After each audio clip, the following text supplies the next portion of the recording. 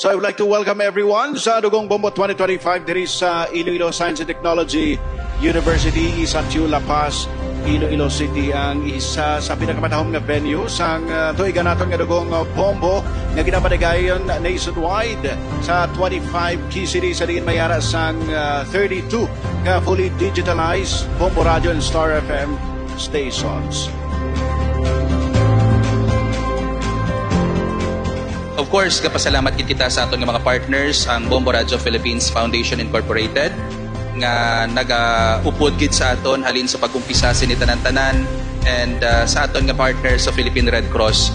Salamat sa tanan-tanan nga volunteers. Kabalo kamo ang tanan nga ari diri subong mga volunteers, ini sila tanan-tanan.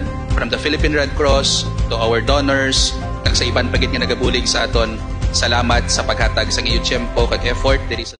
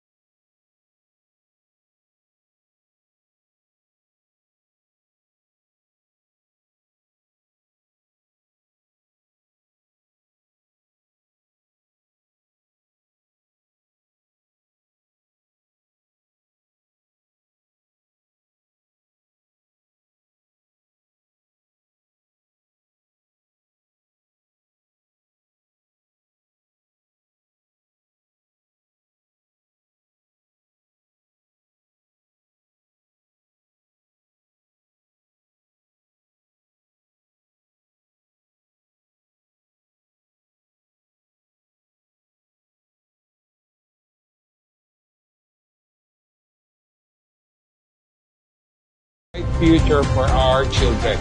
When we know how to give, when we try to give a bit of ourselves, in fact, ang paghatag sa dugo is giving a bit of ourselves, almost like giving something of our life. Amo ni siguro ang essence.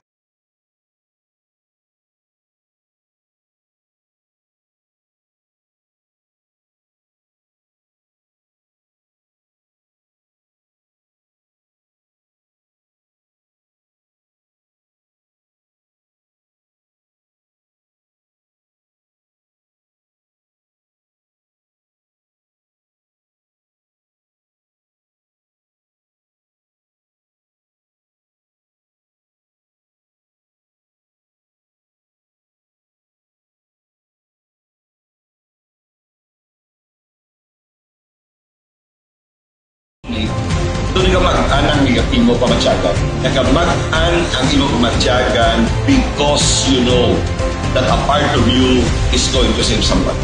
It's that spiritual feeling that is something that you do to